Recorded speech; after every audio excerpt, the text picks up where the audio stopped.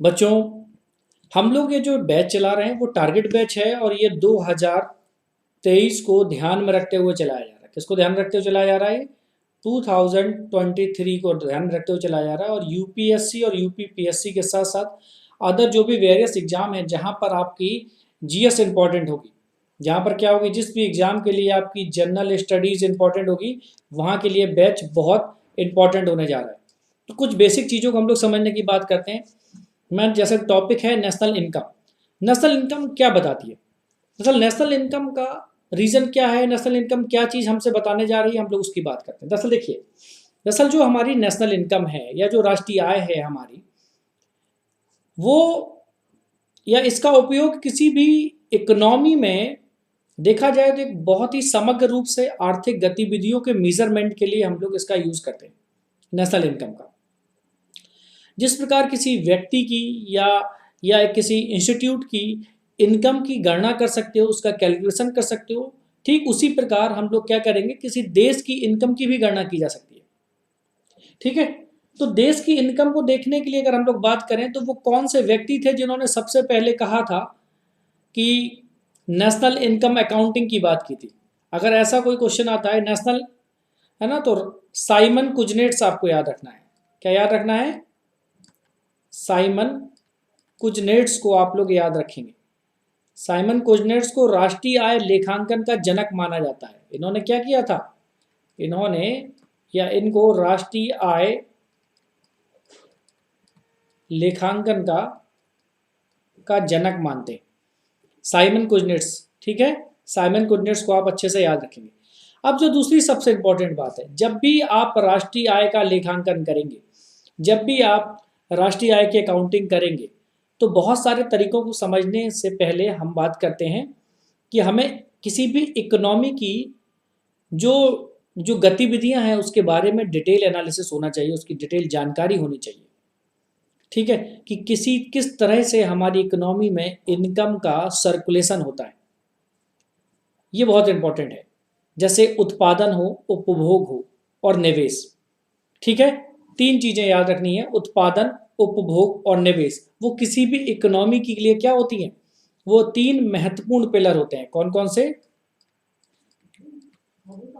उत्पादन, उपभोग और निवेश। ये तीनों चीजें क्या हैं? ये तीनों चीजें किसी भी इकोनॉमी के लिए महत्वपूर्ण गतिविधियां हैं। जब ये गतिविधियां चल रही होंगी तो क्या होगा, इन्हीं के संचालन में हमारी अर्थव्यवस्था के विभिन्न क्षेत्रों के बीच में लेन देन होता है। इन्हीं के लिए क्या होता है हमारी इकोनॉमी में, इन्हीं के लिए हमारी इकोनॉमी में लेन देन होता है।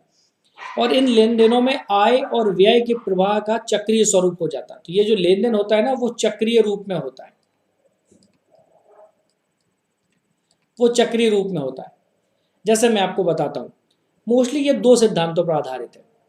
देखो, पहला सिद्धांत है, कहता है कि जो क्रेता है, जो चीज़ों को खरीदता है, क्रेता का व्यय विक्रेता की आय बन जाती है।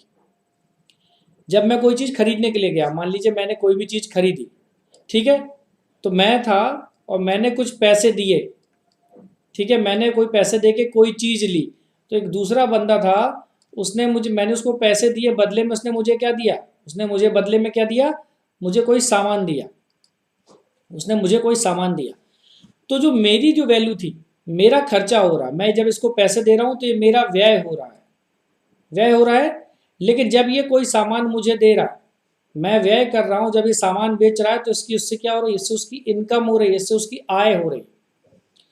तो वस्तुओं और सेवाएं हमेशा देखा जाए तो विक्रेता से क्रेता की ओर प्रवाहित होती है। जो वस्तु है या गुड्स है, जो गुड्स हैं या जो सर्विसेज हैं, ये क्या है? ये बेचने वाले से खरीदने वाले की ओर प्रवाहित होती है। ठीक है, और इसके लिए क्या करना पड़ता है? इसके लिए खरीदने वाले को व्यय करना पड़ता है, एक मौद्रिक भुगतान करना पड़ता है, उसको पैसे खर्च करने पड़ते हैं। तो इस प्रकार से देखा जाए, जो वस्तुएं हैं और जो गुड्स हैं, जो उनका फ्लो हो रहा है वो एक दिशा में हो रहा है ना। वस्तुओं का या गुड्स का फ्लो कैसे हो रहा है? विक्रेता से क्रेता की तरफ एक दिशा में हो रहा है। लेकिन दूसरी ओर मौद्रिक भिक्षता की बात करें, या जो पैसा दिया जा रहा है इसके लिए, खरीदने के लिए खर्च हो रहा है, ठीक है, ये इसका प्रवाह अलग हो रहा है। तो ये दोनों सर्कुलेशन मिलकर क्या बनाते हैं, एक चक्रीय प्रवाह बनाते हैं। इसी को क्या कहते हैं, इसी को सर्कुलर फ्लो या चक्रीय प्रवाह कहते हैं। ये जो बन रहा है यही क्या है, यही चक्रीय प्रवाह है। एक तरफ यहां से देखा जाए तो गुड्स यहां तक पहुंच रही है, और यहां से जो मनी का फ्लो हो रहा है वो कहां पहुंच रहा है, इस बंदे के पास तक पहुंच रहा है। तो क्या हो गया, एक प्रकार का ये सर्कुलर फ्लो बन गया। क्या बन गया, एक प्रकार से सर्कुलर फ्लो बन गया। तो जो हमारे हाउस होल्ड सेक्टर हैं, जो हमारे घर वगैरह होते हैं ना, जहाँ पर हम लोग रहते हैं, तो हमारे हाउस होल्ड सेक्टर में क्या होता है, हाउस होल्ड सेक्टर में चीज़ें दूसरे तरीके से देखी जाती हैं। हाउस होल्ड सेक्टर में क्या होता है, चीज़ें कुछ दूसरे तरीके से देखी जाती है। जैसे हाउस होल्ड सेक्टर हो या कोई फर्म हो, जब यहाँ से वस्तुएं और सेवाएं, ठीक है, तो कोई भी हाउस होल्ड सेक्टर क्या करेगा, किसी फर्म से क्या करेगा, कुछ वस्तुओं को खरीदेगा। हाउस होल्ड सेक्टर, ठीक है, हाउस होल्ड सेक्टर HS, ये क्या करेगा, किसी फर्म से, एक फर्म है तो फर्म क्या करेगी, इसको यहाँ गुड्स देगी, क्या देगी, इसको गुड्स और सर्विसेज देगी। ठीक है, ये गुड्स और सर्विसेज कहाँ जाएंगी, हाउस होल्ड सेक्टर के पास जाएंगी, फर्म की तरफ से। ठीक है, और ये क्या करेगा, ये गुड्स यहाँ जाएंगी तो बदले में हाउस होल्ड सेक्टर फर्म को क्या दे रहा है, बदले में वो उसको क्या दे रहा है, वो उसको मनी दे रहा है। तो मनी का सर्कुलेशन इधर से इधर हो रहा है। ठीक है, अब ये जो फर्म थी, फर्म ने क्या किया था, जब फर्म के पास मनी आ गई, ये मनी पहुंची फर्म के पास, तो इसने कई सारी चीज़ों का भुगतान किया। ठीक है, जैसे इसने क्या किया, जैसे इसने कोई ज़मीन ली थी तो भूस्वामी को किराया दिया, लैंड रेंट जिसको कहते हैं। ठीक है, लैंड रेंट, जहाँ पर कंपनी खोली थी उस जगह का किराया दिया। ठीक है, उसके बाद इसने वेजेस दिया। वेजेस का मतलब क्या है, मजदूर रखे थे जिससे वो बना रहा था वो सामान, तो उसका उसने भुगतान किया, मजदूरी दी। ठीक है, और तीसरी चीज़ क्या है, उसको जो प्रॉफिट हुआ, प्रॉफिट, जो प्रॉफिट हुआ, ठीक है, स्वयं को क्या हुआ, तो प्रॉफिट का डिस्ट्रीब्यूशन किया। क्यों, फर्म को चलाने में कई सारे लोग हो सकते हैं, अगर एक बंदा हो तो उसी के पास पूरा चला जाएगा, लेकिन फर्म में क्या होता है, कई सारे पार्टनर होते हैं, तो जो प्रॉफिट आया उसका डिस्ट्रीब्यूशन किया गया। ठीक है, तो देखा जाए इस प्रकार से GDP देखा जाए, वस्तुओं और सेवाओं के लिए लोगों को द्वारा बाजार में व्यय की गई कुल राशि के बराबर होता है। तो GDP अगर निकलता है तो कैसे निकलता है, तो इसी तरह से GDP भी काउंट करते हैं कि हम जब GDP देख रहे होते हैं तो जो सकल घरेलू उत्पाद होता है वो वस्तुओं और सेवाओं के लिए लोगों के द्वारा बाजार में व्यय की गई कुल राशि के बराबर होता है। और साथ ही इस बात पर भी डिपेंड करता है कि उत्पादन के कारकों के लिए, जो उत्पादन के जो फैक्टर हैं उनके लिए मार्केट में फर्म द्वारा भुगतान की गई कुल मजदूरी, ठीक है, कितनी थी, उस पर रेंट कितना दिया गया था, और उस पर प्रॉफिट कितना हुआ, ये भी बड़ा इंपॉर्टेंट है, वो यहाँ पर देखा जाता। तो GDP की जो वैल्यू निकलेगी वो किस बात पर निकलेगी, वस्तुओं और सेवाओं के लिए लोगों द्वारा बाजार में जो जो खर्चा किया जाएगा उस पर GDP डिसाइड हो। और ये उत्पादन के कारकों के लिए कई सारी चीज़ों पे डिपेंड करता है। ये इस बात पे भी डिपेंड करता है कि फर्म का रेट, या जहाँ पर वो फर्म खोली गई थी उसका किराया कितना था, इस बात पर डिपेंड करता है। ये इस बात पर भी डिपेंड करता है कि जो जो मजदूरी दी गई थी वो कितनी थी उस फर्म के लिए, ये इस बात पर भी डिसाइड करता है। इसके अलावा भी और वो कई सारी चीज़ों पे भी ये फैक्टर डिसाइड करता है कि वो कौन कौन से तरीके हैं जिसके बेसिस पे GDP काउंट की जाती है। वो हम लोग GDP के उसमें इशूज़ में देखेंगे। ठीक है, जब हम लोग GDP पढ़ेंगे। अभी हम लोग नेशनल इनकम अकाउंटिंग की बात कर रहे हैं कि कैसे नेशनल इनकम को हम काउंट करते हैं। ठीक है, तो यहाँ तक समझ में आया। हाउस होल्ड जब भी गुड्स खरीदेगा तो फर्म से हाउस होल्ड की तरफ आएगी, लेकिन जो मनी है वो हाउस होल्ड से या हम लोगों के द्वारा कहाँ जाएगी, कहाँ जाएगी, फर्म की तरफ जाएगी। तो ये जो फ्लो क्रिएट हो रहा था, ये फ्लो बहुत इंपॉर्टेंट होता है, ये हमेशा याद रखिएगा। जो फ्लो है, ये जो चक्रीय प्रवाह है वो बड़ा इंपॉर्टेंट होता है। ठीक है, GDP काउंट करने के लिए भी इन सब चीज़ों का यूज होता है, हम लोग वहाँ पर समझेंगे। अब देखिए, किसी भी सामान्य इकोनॉमी में, किसी भी अर्थव्यवस्था में परिवार और जो फर्म होती हैं उनके मध्य हुए सभी लेन देनों का जो वर्णन करते हैं। अब आप ऐसे मान के चलो कि सभी वस्तुएं और सेवाएं लोगों द्वारा खरीदी जाती हैं और लोग अपनी संपूर्ण आय को खर्च करते हैं, ऐसा मानना है। ऐसा मान लीजिए कि मार्केट में जो भी गुड्स हैं, जो भी सर्विसेज हैं, वो जो लोकल लोग हैं वो उसको खरीदेंगे, या जो लोग हैं वो उसको खरीदेंगे, और लोग अपनी जो पूरी इनकम है उसको खर्च करेंगे। अब यहाँ पर ये ध्यान देना है कि किस प्रकार से इनकम लगातार लोगों से फर्म की ओर जाती है और पुनः लोगों के पास वापस आती है। ये बहुत इंपॉर्टेंट है। ठीक है, अब इसको समझने के लिए हमें फैक्टर ऑफ प्रोडक्शन को समझना होगा। सबसे पहले हमको क्या समझना होगा? फैक्टर ऑफ प्रोडक्शन को समझना होगा। अब ये फैक्टर ऑफ प्रोडक्शन क्या होता है, चलिए मैं आपको बताता हूं। तो हम लोग क्या बात करेंगे अभी? हम लोग बात करेंगे फैक्टर्स ऑफ प्रोडक्शन की। देखिए बच्चों, क्या होता है कि जब एक प्रोड्यूसर को, जो उत्पादक होता है, जो वस्तुओं को बनाता है, को वस्तुओं और सर्विसेज के प्रोडक्शन के लिए कुछ वस्तुओं और सेवाओं की भी आवश्यकता होती है।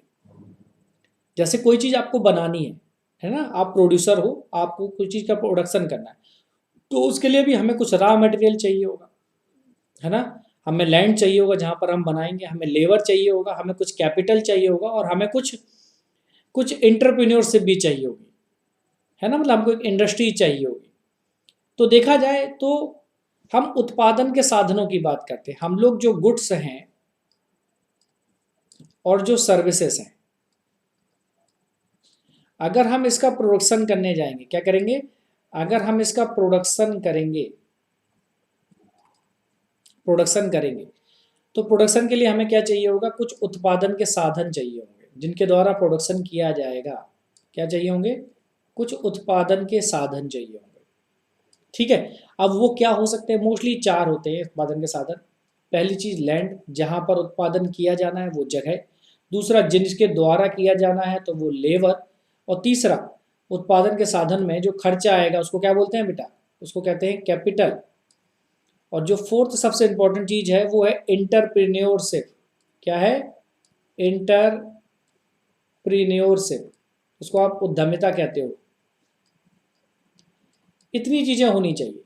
तो उत्पादन के साधन मोस्टली 4 होते हैं।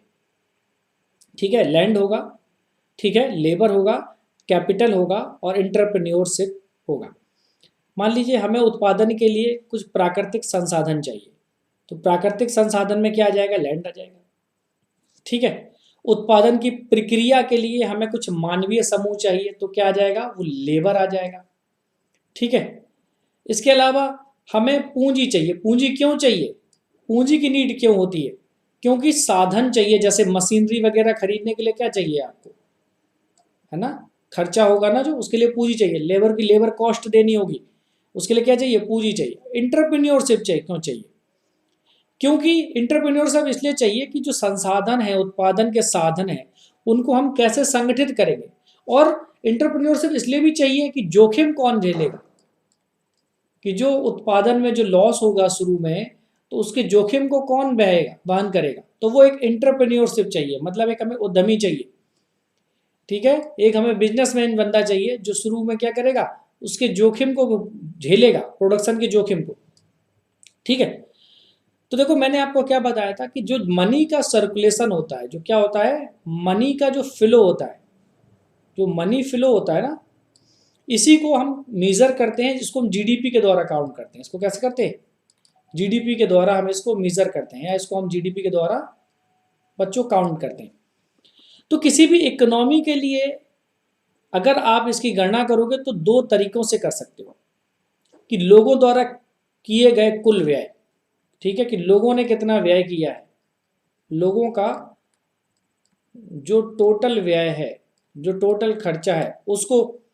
ठीक है, और इसके अलावा फर्मों ने कितनी भुगतान किया। दूसरी चीज क्या है? जो प्रोडक्शन फर्म थी, जो कंपनीज थी, तो फर्मों द्वारा भुगतान भुगतान ठीक है, जैसे किस चीज में भुगतान कर रहे हो आप? मजदूरी, मजदूर को दे रहे हो। जमीन ली हुई है तो जमीन का किराया दे रहे हो, इसको आप रेंट कह सकते हो। ठीक है, और आपको जो लाभ हो रहा है उसको आप जोड़ोगे, प्रॉफिट। ठीक है, इन तीनों को जोड़ दोगे तो इन तीनों। अब किसी भी इकोनॉमी में अगर हम बात करें तो सभी व्यय पूरी तरह से किसी की आय के रूप में होते हैं। इसलिए हम अगर जीडीपी की गणना कर रहे हैं तो जीडीपी का मान हमें समान ही मिलेगा। ठीक है, किसी भी इकोनॉमी में जितने व्यय हैं वो किसी ना किसी आय के रूप में होते हैं। ठीक है, देखिए दो चीजें आप हमेशा याद रखिएगा, इकोनॉमी को दो तरीके से समझ सकते हैं। किसी भी इकोनॉमी को अगर समझना है तो आप दो तरीके से समझ सकते हैं।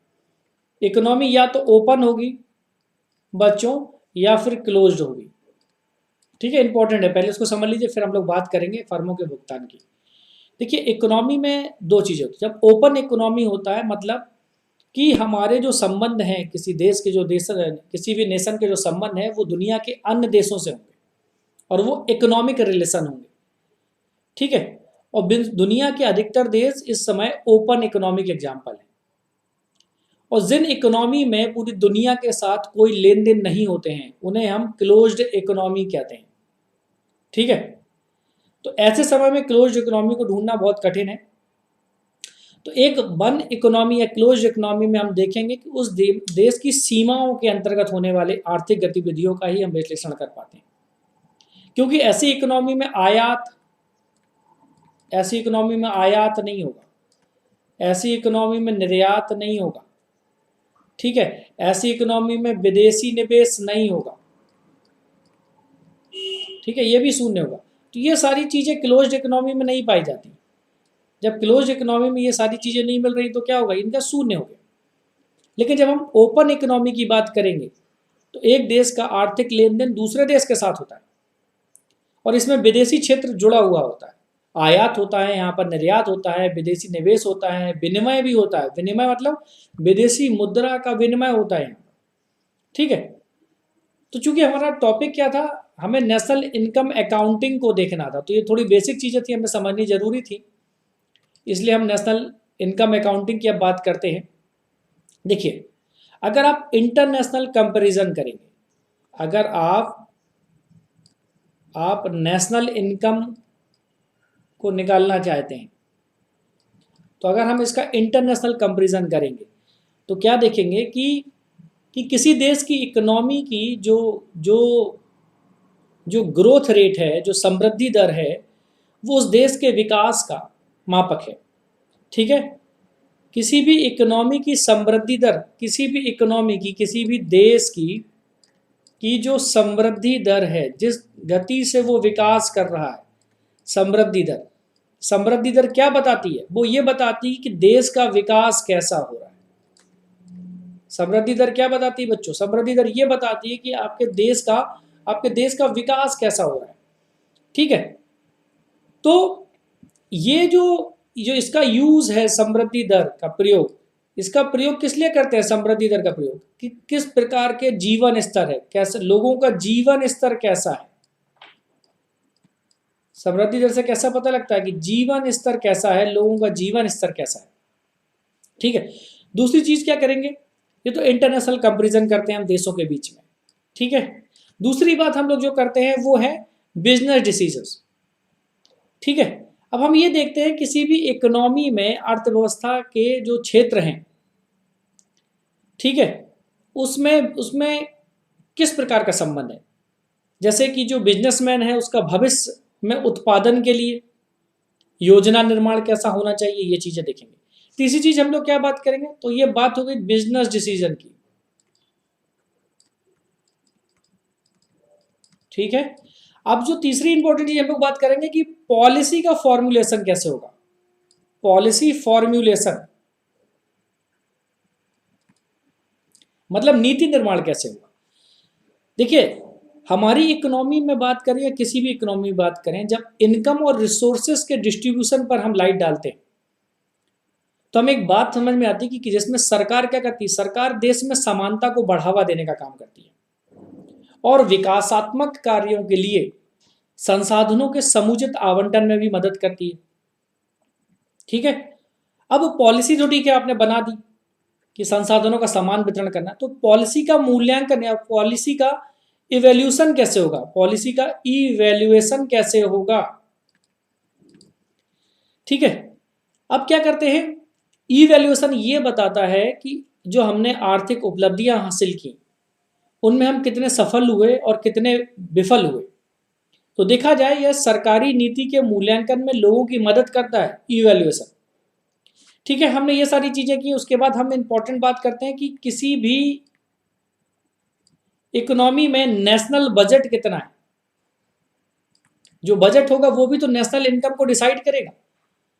ठीक है, तो सरकार अपनी एक बजट पॉलिसी बनाती है।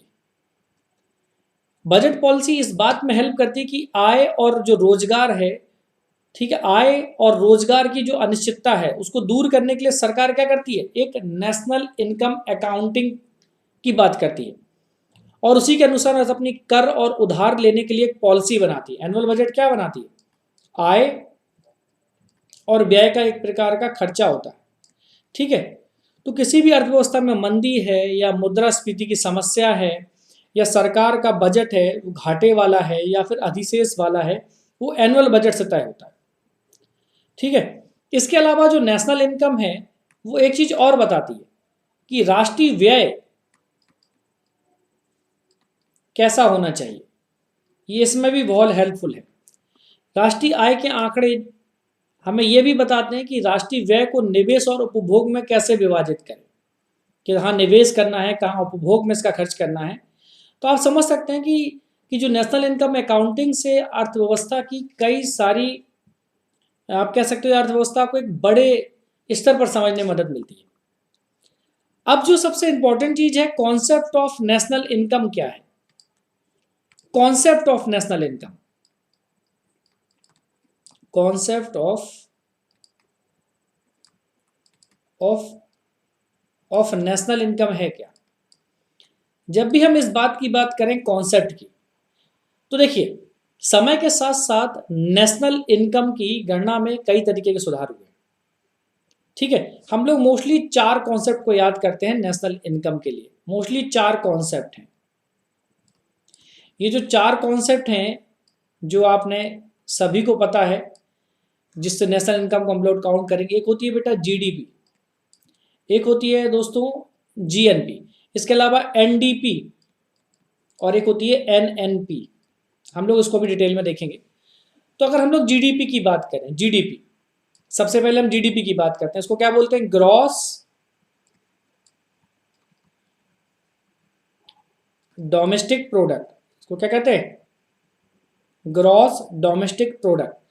अब ये जो ग्रॉस डोमेस्टिक प्रोडक्ट है ये क्या बताता है, यही जीडीपी है। इसको हिंदी में बोलोगे आप सकल घरेलू उत्पाद। क्या बोलोगे, सकल घरेलू उत्पाद बोलेंगे हम इसको। ग्रॉस डोमेस्टिक प्रोडक्ट को क्या बोलेंगे हम लोग, सकल घरेलू उत्पाद बोलेंगे। ठीक है, अब देखिए समझिए डोमेस्टिक प्रोडक्ट क्या है। ग्रॉस डोमेस्टिक प्रोडक्ट देखिए, किसी भी इकोनॉमी में एक निश्चित टाइम में क्या है, एक निश्चित टाइम होना चाहिए। इकोनॉमी के लिए क्या होना चाहिए, एक सर्टेन लिमिट ऑफ टाइम या टाइम लिमिट होनी चाहिए। वो एक वर्ष हो सकती है ना, 6 महीने हो सकती है या तिमाही हो सकती है। ठीक है, एक सर्टेन लिमिट में। मोस्टली जो टाइम लिमिट है ना वो 1 ईयर होती है जब हम इकोनॉमी को काउंट करते हैं। ठीक है, इस टाइम लिमिट में जो भी उत्पादन किया हमने, ठीक है, उत्पादित क्या, अंतिम वस्तुएं और सेवाएं। उत्पादित अंतिम वस्तुओं और सेवाओं, 2 चीजों को हम यहां पर शामिल करते हैं। तो याद रखना बच्चों, अंतिम वस्तुओं और सेवाओं, ठीक है, के कुल बाजार मूल्य, इनका जो क्या होगा, इनका जो कुल बाजार मूल्य होगा, इनका क्या होगा, जो कुल बाजार मूल्य होगा, वहां पर दिखाई नहीं देगा, हम लोग यहां बात कर लेते हैं। इनका कुल जो बाजार मूल्य होगा, ठीक है, मेरे पीछे देख लीजिए आप कि इनका जो कुल बाजार मूल्य होगा, है ना, इसकी बात कर रहे हैं। तो अंतिम वस्तुओं और सेवाओं का जो कुल बाजार मूल्य होगा उसी को क्या कहते हैं, उसी को हम जीडीपी कहते हैं। उसी को क्या कहते हैं बच्चों, हम उसी को बच्चों हम लोग क्या बोलते हैं, उसी को हम लोग जीडीपी कहते हैं। उसी को हम लोग क्या बोलते हैं, उसी को हम लोग बच्चों जीडीपी कहते हैं। जीडीपी याद रखिएगा। ठीक है, अब आगे बढ़ते हैं, नेक्स्ट समझते हैं कि जब भी हम बात करें मोस्टली हमारे यहाँ जो जीडीपी काउंटिंग होती है वो 1 अप्रैल से 31 मार्च के बीच में होती है।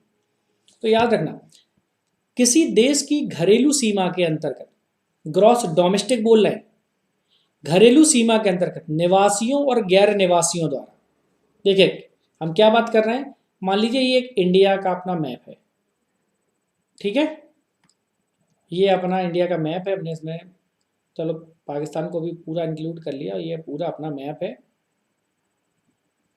ठीक है, ये इंडिया का मैप है।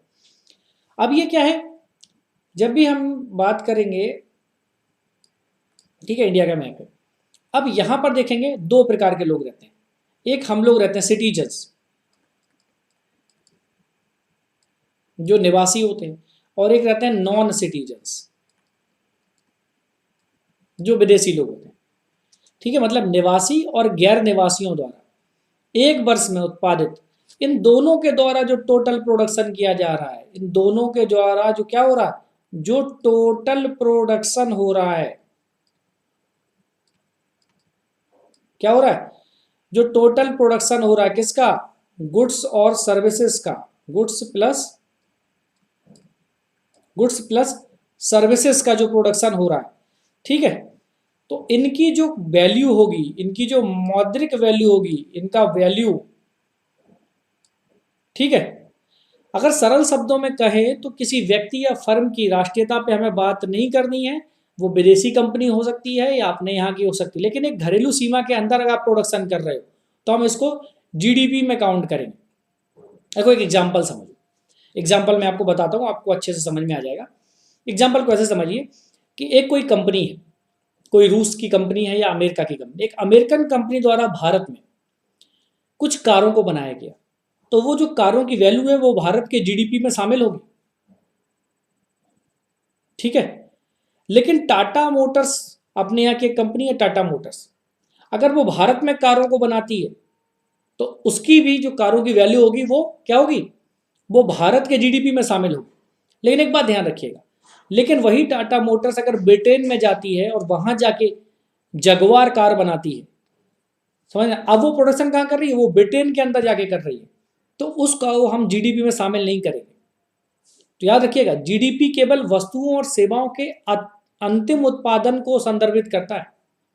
इसमें पूर्ण या अंतिम वस्तुओं को हम लोग इसलिए शामिल करते हैं ताकि जो कच्चे माल हैं, मध्यवर्ती उत्पाद हैं और अंतिम उत्पाद हैं, उनको हम दोबारा गणना ना कर पाए, ठीक है, क्यों करते हैं, अब किसी कार को बनाने में कच्चे माल का प्रयोग हुआ, ठीक है, तो उसको हम दोबारा काउंट नहीं करना, हमने एक बार सारे काउंटिंग कर ली कि ये माल लेके आई है, उसमें सारी वैल्यू हमने लगा ली है, एक कार को बनाने में इतनी लोहे की सीट लगी, इतनी वो लगी, इतनी वो लगी, तो इसको हमें दोबारा काउंटिंग नहीं करनी, ठीक है, वो एक ही बार काउंटिंग, तो दोहरी बार, दूसरी बार या तीसरी बार कहीं इसकी काउंटिंग ना हो जाए, ये बड़ा इंपॉर्टेंट है।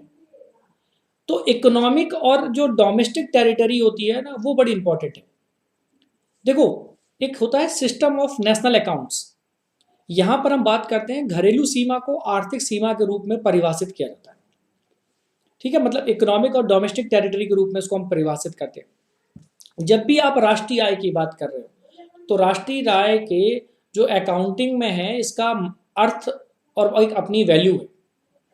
देखिए, जब भी घरेलू या फिर आप इकोनॉमिक टेरिटरी की बात कर रहे हो तो वैसे देश की भौगोलिक सीमा से संबंधित होती है, किसी भी देश की भौगोलिक सीमा वो घरेलू होती है, और आर्थिक सीमा में भौगोलिक सीमा को सम्मिलित किया जाता है, ध्यान रखना। लेकिन आर्थिक सीमा और भौगोलिक सीमा बिल्कुल एक ही नहीं होती है।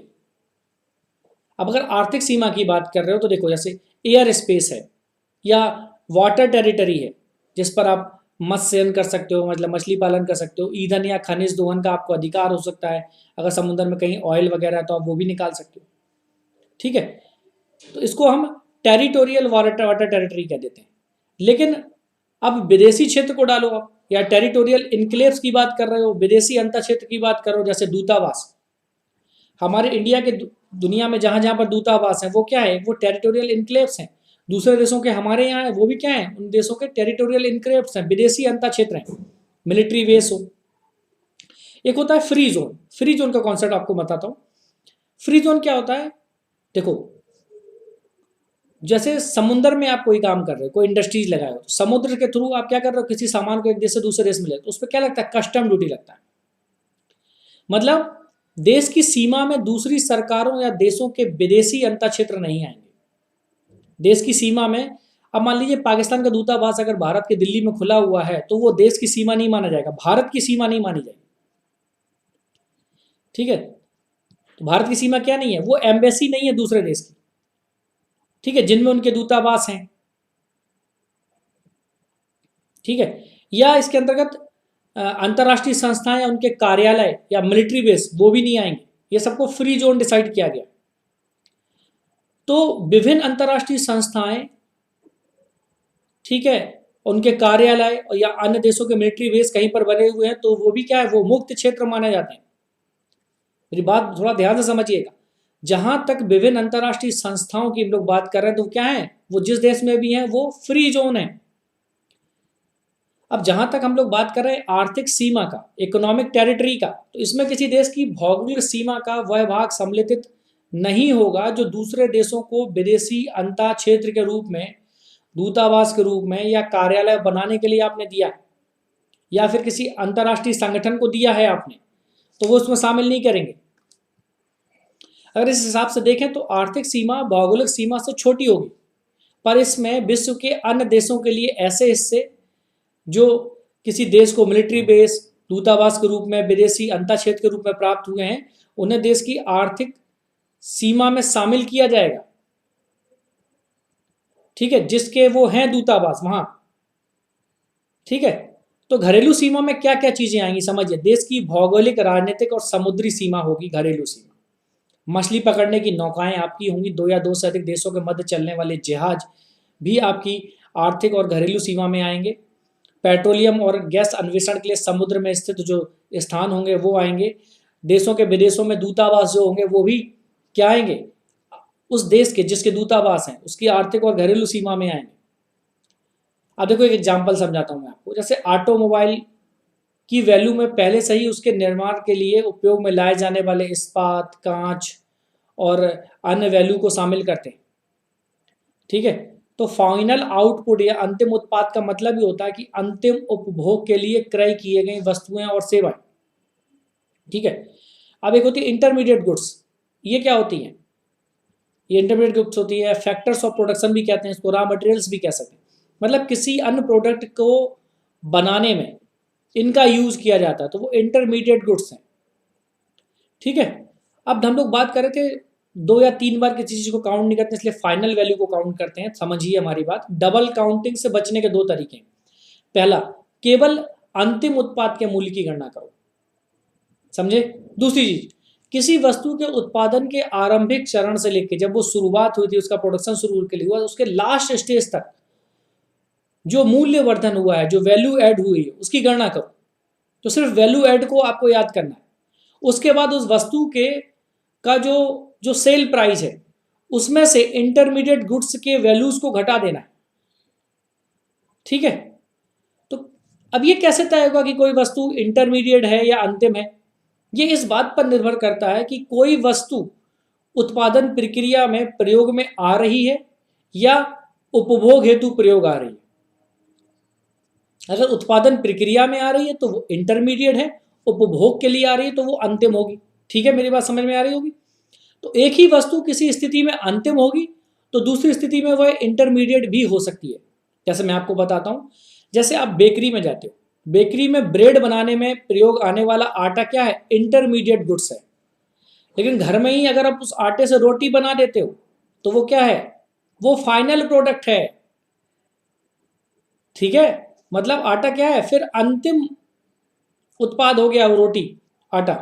आटे से रोटी बनी, रोटी को आपने खा लिया, समझ गए।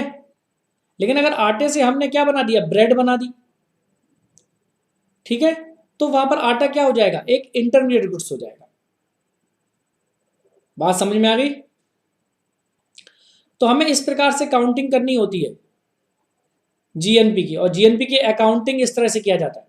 अब देखो, अगर हमें समझना है इन चीजों को, तो हम लोग जब समझेंगे कि जीडीपी क्या होती है, नॉमिनल जीडीपी क्या होती है और रियल जीडीपी क्या होती है, तो इन चीजों को हम और अच्छे तरीके से समझ लेंगे।